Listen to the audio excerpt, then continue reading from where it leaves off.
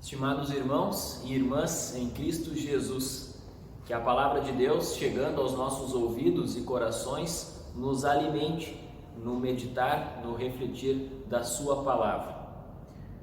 A palavra de Deus, uma das mais conhecidas frases do Senhor e Salvador Jesus, foi a que nós tivemos a oportunidade de ouvir neste final de semana nos cultos aqui em nossa comunidade.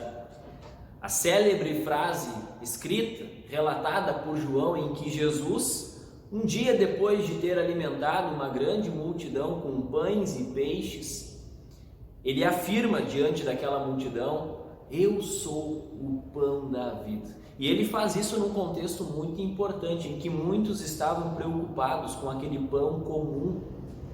E Jesus precisa então redirecionar os seus pensamentos, o seu coração, e alertá-los: não trabalhem por essa comida que estraga, mas por aquela que permanece para a vida eterna. E o contexto de toda essa conversa que o Senhor Jesus tem com uma multidão está lá nos versículos 22, 23 e 24 do capítulo 6 de João. E diz assim: no dia seguinte a multiplicação de pães e peixes, a multidão que tinha ficado do outro lado do mar notou que ali havia apenas um pequeno barco e que Jesus não tinha entrado nele com seus discípulos, tendo estes partido sozinhos. Entretanto, outros barquinhos chegaram de Tiberíades, perto do lugar onde comeram o pão depois que o Senhor deu graças. Quando aquela multidão viu que Jesus não estava ali, nem os seus discípulos, entraram nos barcos e partiram para Cafarnaum à procura de Jesus. À procura de Jesus. Um dia após Jesus ter alimentado aquela multidão de quase 5.000 homens, mas certamente haviam mais pessoas, porque naquela época, naqueles tempos antigos, geralmente não se contabilizavam mulheres e crianças, seguramente tínhamos mais de 5.000 pessoas ali. E aquela multidão, um dia depois daquele grande milagre, daquele grande sinal, está à procura de Jesus. Sem medo de ser categórico e taxativo neste ponto, podemos afirmar assim tranquilamente que o pão era a principal comida do povo de Israel, do Oriente Médio como um todo, mas especialmente do povo de Deus, tanto nas histórias do Antigo Testamento e mesmo do Novo Testamento. Não se pensava numa refeição sem o pão. Aliás, quando se estava para ter uma refeição e não tinha o pão, provavelmente não se usava a expressão refeição. Era uma refeição incompleta. Tamanha era a importância do pão, deste alimento. E de uma forma geral também é preciso atentar que em diversas vezes o Novo Testamento utiliza a palavra pão como um sinônimo de um sustento geral da vida. Um exemplo muito legal da gente perceber e notar isso é quando nós oramos na quarta petição do Pai Nosso: o pão nosso de cada dia nos dá hoje. Ao orarmos isso, ou ao nos ensinar a orar desse jeito, Jesus não está nos dizendo que peçamos ao Pai dos céus apenas o pão, aquele pão ali que tem farinha, tem trigo, tem de cevada, centeio, não apenas este pão, mas tudo aquilo que pertence ao sustento da nossa vida.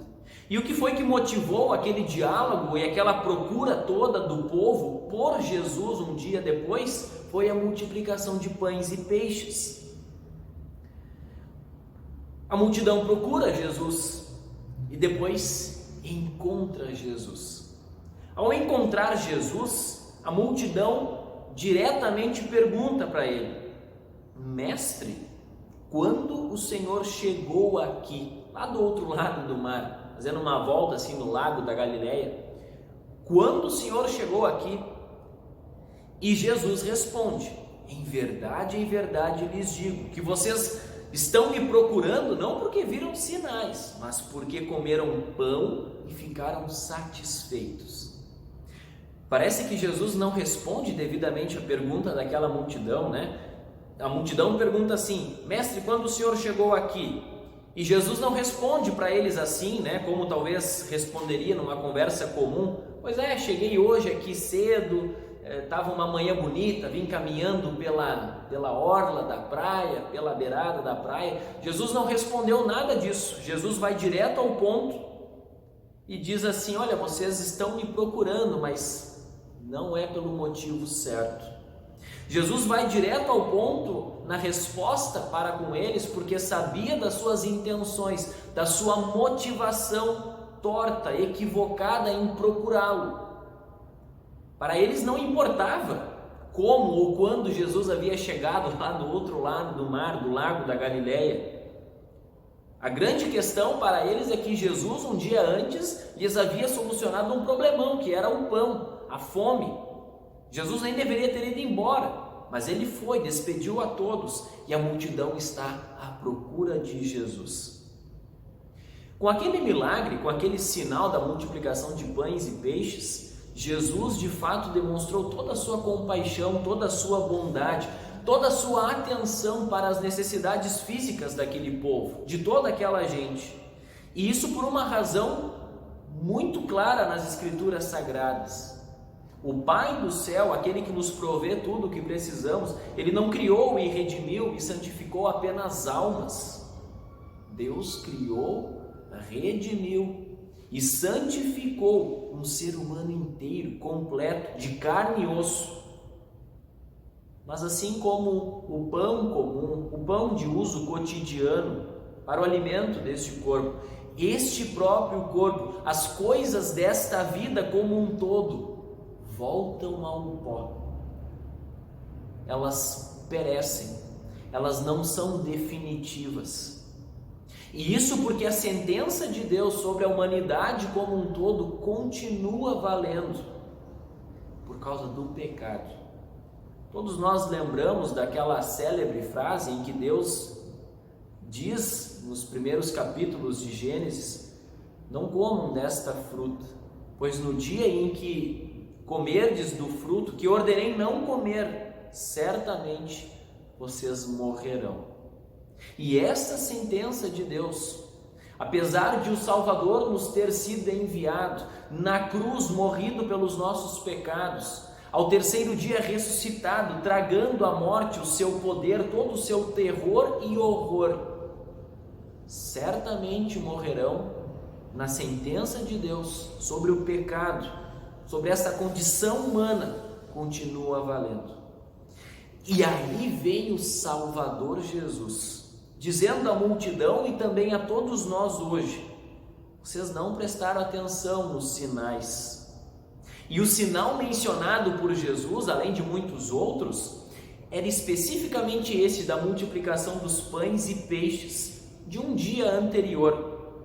A palavra sinal, vale a pena pensarmos um pouco mais sobre ela agora, nesta altura da reflexão. A palavra sinal é como o evangelista João, de uma maneira muito própria e característica, se refere aos milagres de Jesus.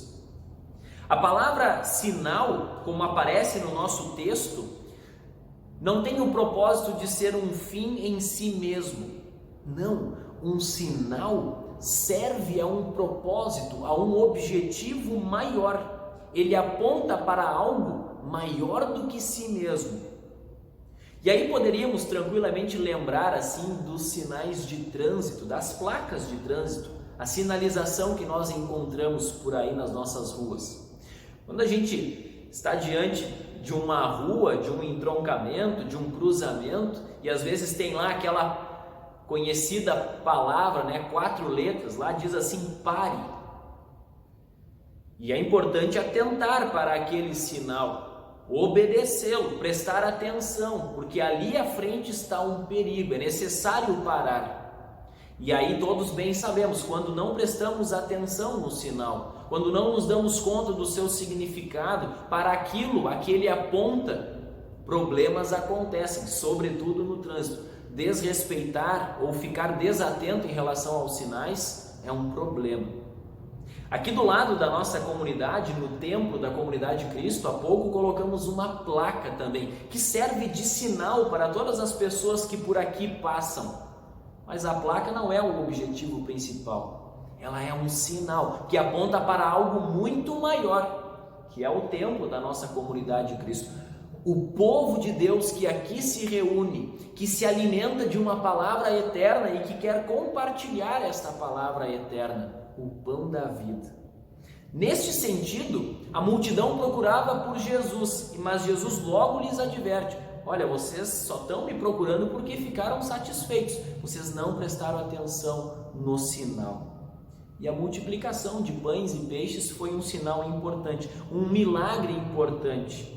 Mas mais importante ainda era aquele para quem o sinal apontava e tudo o que ele queria e podia oferecer àqueles ouvintes, a saber de que ele foi enviado do céu, não como um pão comum que perece, mas o pão vivo que desce dos céus e dá vida ao mundo, dá vida a mim e a cada um de vocês pelo poder da sua palavra.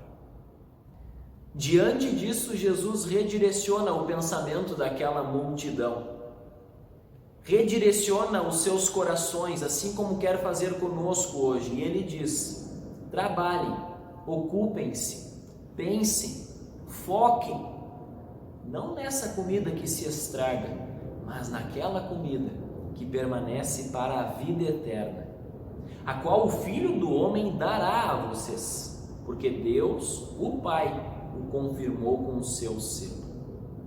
Ao convocar a multidão para trabalhar, buscar ou pensar, ocupar-se com aquilo que é eternamente essencial, Ele próprio, o Senhor e Salvador Jesus, apresenta-se para todos nós como o pão da vida. E aí ele diz o que é necessário fazer diante disso: crer naquele a quem o Pai enviou. E aí precisamos sempre de novo olhar para nós, para a nossa vida, para as nossas buscas, as nossas aspirações, as nossas preocupações mais essenciais. Todo o direcionamento das forças e energias que a gente emprega nas coisas aqui neste mundo. E nos lembrarmos de que, embora sejam todas coisas importantes, dádivas de Deus, são coisas que perecem. E a única coisa que permanece é aquilo que eternamente o Senhor Jesus conquistou para cada um de nós. E Ele concede, Ele dá a cada um de nós um alimento eterno na sua palavra que é proclamada, na Santa Ceia, onde temos o seu corpo, o seu sangue, um pão que desce do céu, um pão da vida, e ali Ele nos alimenta nas dificuldades deste mundo, mas também com vistas à vida eterna com o Pai no céu. O Senhor Jesus diz claramente: eu sou o pão da vida. Quem vem a mim jamais terá fome, e quem crê em mim jamais terá sede. Que Deus abençoe esta palavra no teu coração e na tua mente. Que o alimento da palavra de Deus esteja sempre perto de ti, e que, ao estar perto de ti, possas dele te alimentar. Amém.